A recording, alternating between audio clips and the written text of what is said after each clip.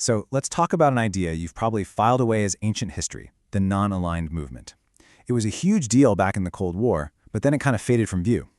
Well, here's the thing. In our increasingly polarized world, it's not just relevant again.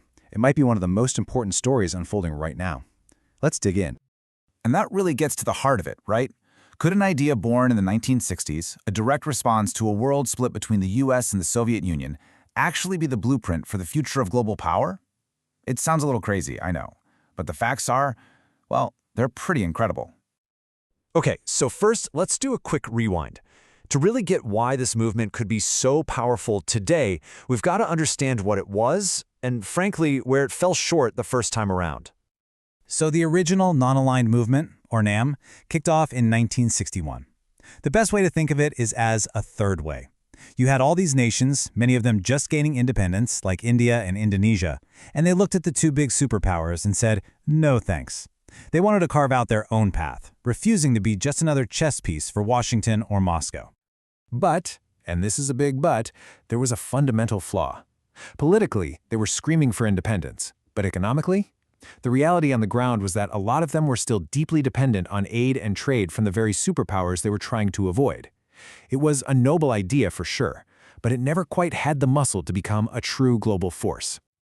Okay, now let's hit the fast-forward button to today, because the world is a totally different ballgame. Those original member nations have transformed, and their newfound strength is built on three brand new, incredibly solid pillars of power. And here is the first and maybe the most jaw-dropping shift. The old story was all about dependency. The new story? It's about pure economic might. These aren't developing nations anymore. They're global powerhouses. Full stop. And just look at the scale of this. We're not talking about a small change. Collectively, these NAM countries now account for nearly a third, almost 30% of the entire world's GDP. That's not just getting a seat at the table. That's having the economic firepower to build a whole new table. And we're not just talking abstract numbers here. Think about the players. You've got India and Indonesia, which have become absolute giants in tech and economics. You have Nigeria and Brazil, critical to the world's energy and resource supply. And then you have a country like Vietnam, a manufacturing hub that the rest of the world literally cannot function without.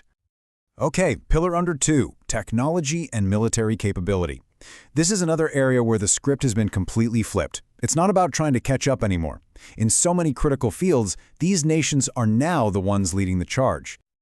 I mean, just look at the evidence. India is a powerhouse in space exploration and AI. Countries like Turkey and Indonesia are designing and building their own advanced drones and naval tech. All this homegrown innovation means they can now negotiate from a position of serious strength, not weakness. And that brings us to the third pillar. And honestly, this might be the ultimate game changer. People. Just wrap your head around this stat for a second. More than 60% of all the young people on Earth live in these countries. You know, there's a great quote from Dr. Anya Sharma that just nails it. This is a demographic goldmine. And it's true. This massive wave of young people is the engine for innovation. It's a massive consumer market, and it's a huge workforce. It is pure, unadulterated potential for the future. So when you have all this new economic power, all this new tech, and this incredible demographic energy, well, the whole purpose of a non-aligned movement has to change too. This isn't just about surviving a Cold War anymore. It's about actively shaping a brand new world. And here's the key context you have to understand. The global stage itself is different. It's not a simple two-player chess game anymore. We're now in a multipolar world, with power centers in the US, China, Europe, and of course among these emerging nations. And all that complexity, it creates the perfect opportunity for a new kind of alliance to thrive. So a new movement, let's call it NAM 2.0, wouldn't just be about avoiding the big guys. Its mission would be totally proactive. We're talking about fostering deep cooperation between its own members, taking the lead on huge global issues like climate change, and forging powerful new economic deals, all on their own terms. So where does all of this leave us? Well, when you start putting all these pieces together, the economic muscle, the tech leadership, that demographic goldmine, you start to see this incredible picture emerge, a truly profound transformation. Think about it. The non-aligned movement started out as basically a political statement. It was a principled stance from nations who just wanted to be independent in a world that was trying to force them to pick a side. But today, it has the potential to be something so much bigger, so much more real. It could become a genuine strategic superpower, A collective force that has the money, the tech, and the people to actually reshape the world order. And so we end right back where we started, but now the question feels totally different. The non-aligned movement isn't some ghost from the past anymore. The real question now is, will these powerful nations choose to harness this incredible collective strength? And if they do, could this reborn movement be the defining force of our century?